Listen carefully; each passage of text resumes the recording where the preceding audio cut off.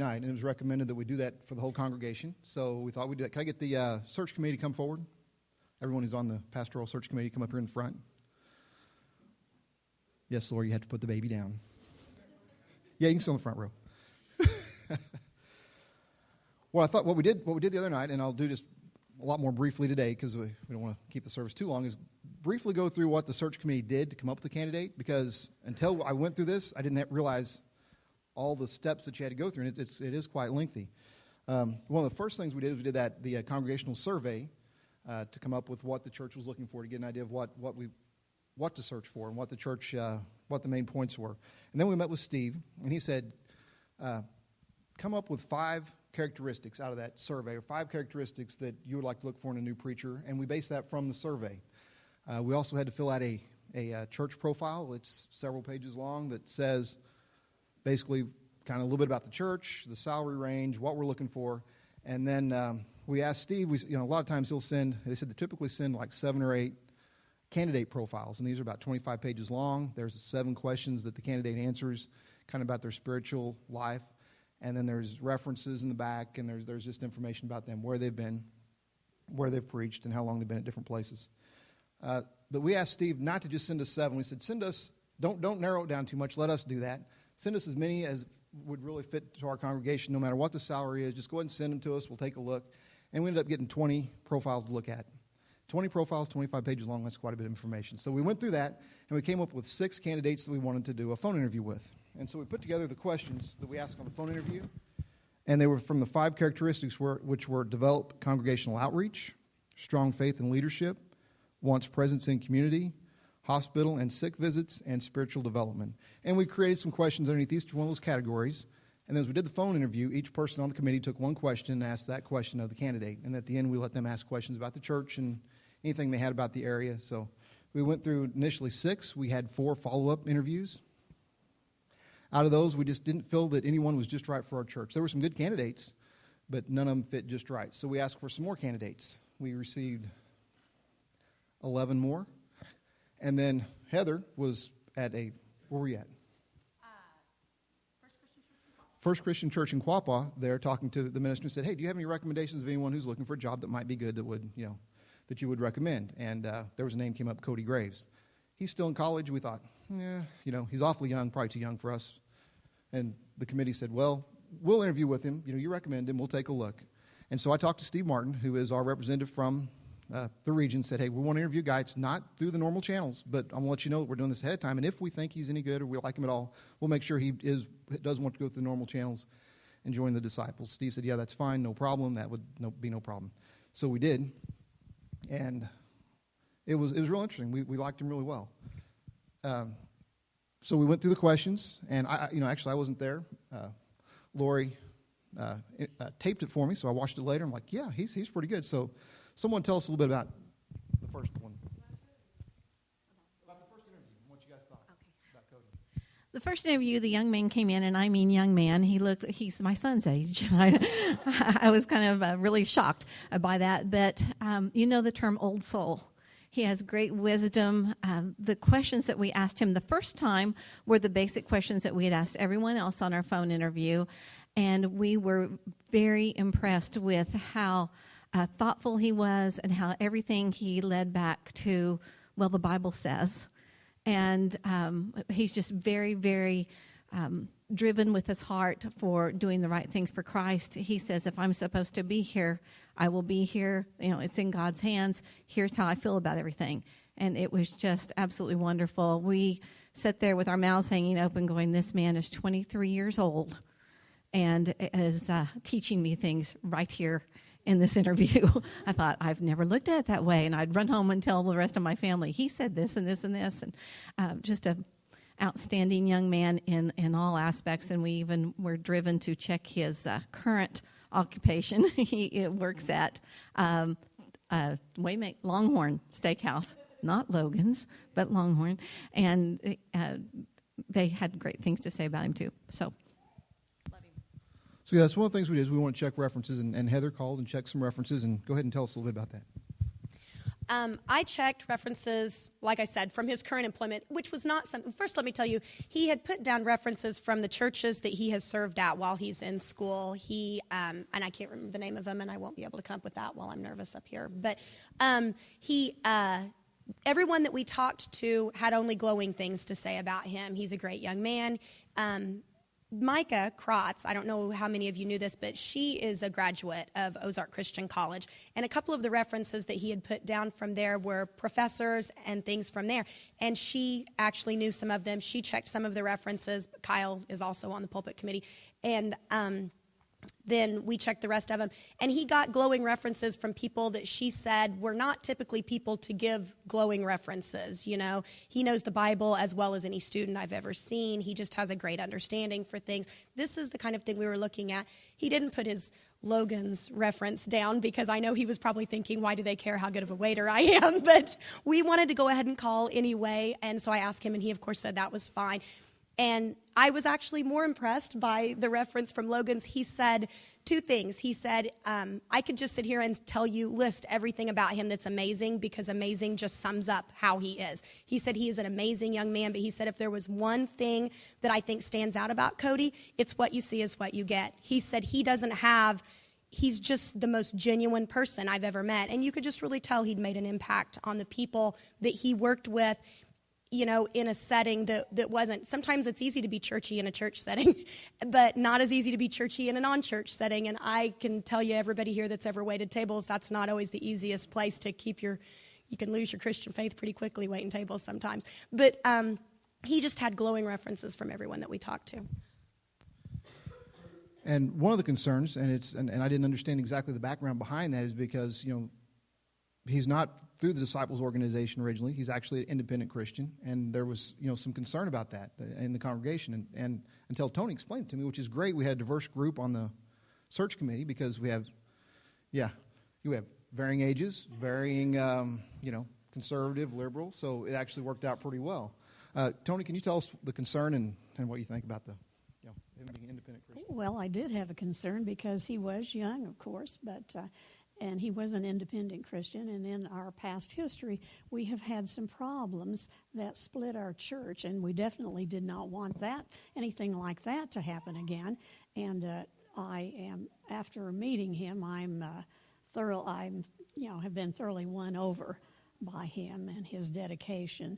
And it is my understanding that he will become a disciple, right? So I am highly recommending him. And after the board vote 2 weeks ago, I met with Cody, not last week but the week before, just to confirm that everything was going fine, that he's going through the process of joining the nomination. He said absolutely, no problem there at all, and so he was still on board with that. Before we had this, before we did this with the congregation, I want to make sure that there was no issues, and there aren't. He's really excited. So then we had the second interview, and we came up with, Jeremy came up with some tough questions because we really wanted to dig a little deeper spiritually and find out, is this the right guy for us? What does he believe on some of the hard questions? And when he came in, because we went over them before he came in with Jeremy, like, ooh, those are tough. And I told him, I says, you're not going to make everyone on the committee happy because we don't agree on all these things. So you tell us what you really think, and we want to know what do you believe? And Jeremy, can you talk a little bit about that? Like John said, this was our second interview, so at this point we're getting pretty serious about Cody. And the questions weren't to try to stump him. They were to check on his spiritual maturity. Where is he at? And I felt like a minister of any age, if you're going to lead the congregation, should be able to answer these, whether they're right or wrong, or Tony believes the same way he does, or I do, whatever it may be. You need to have an answer. If you're just going to sit there and say, yeah, I'll get back to you, then maybe he's not where he needs to be our leader, our spiritual leader. And he didn't stumble one bit. One of the questions was, explain the validity of the Bible to me. And just one of the best explanations of the Holy Spirit inspiring the Word that I've ever heard, just about how, Paul wrote it, but it was Holy Spirit inspired. But you also have to take into the context of the history and Paul's background, and so it was very interesting. One of the questions was, hypothetically, I'm a new believer. Explain the Holy Trinity to me, and we all walked away from there with a better understanding of the Holy Trinity. We're like, wow, okay. We kind of had a grasp of it, but I don't know that I could explain it to somebody. He did very well with that. Some of them were some hot button issues that, in the news, some political things, and he didn't waver. One of them was about people's sexual orientation, and I was concerned about that question. I wasn't sure what he was going to say or do, and I was very impressed, and I think all of us were. He basically said that Christians right now, for the majority, have it wrong. Here we are, we're treating these people completely differently when, although and I hope I don't offend anybody, but he said, it is a sin, but so is lusting after somebody or lying, greed. I mean, the list went on, and he said, why are we treating that any different than we are these other sins? And we welcome people into our church who maybe we don't know about the other sins, but we need to be on the same page all the way around. And that really set a lot of us at ease. I think there was a couple other ones, but those were kind of the major ones. And the women's place in the church, I know we had a lot of people worried about that coming from Ozark. And, again, I was just impressed.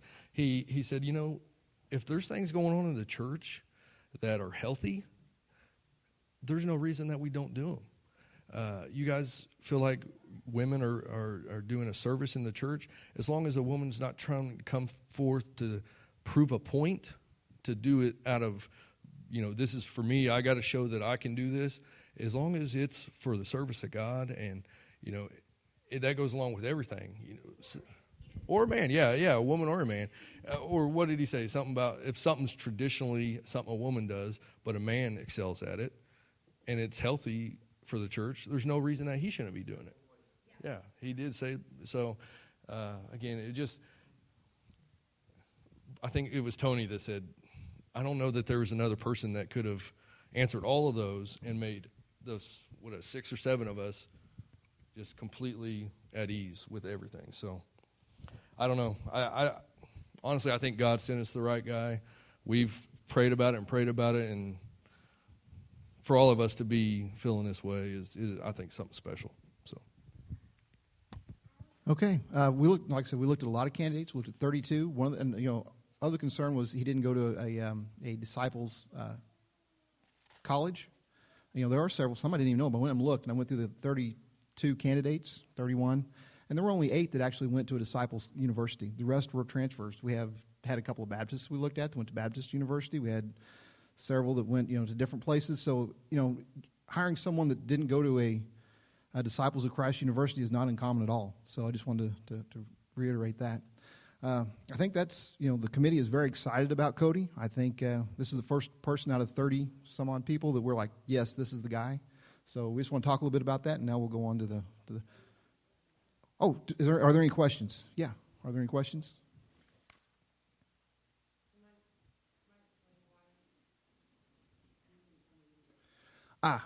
Yes, and so the first thing we said is, this is going to be a recommendation. Matter of fact, Jeremy said, well, let's get him to come preach 3 times first.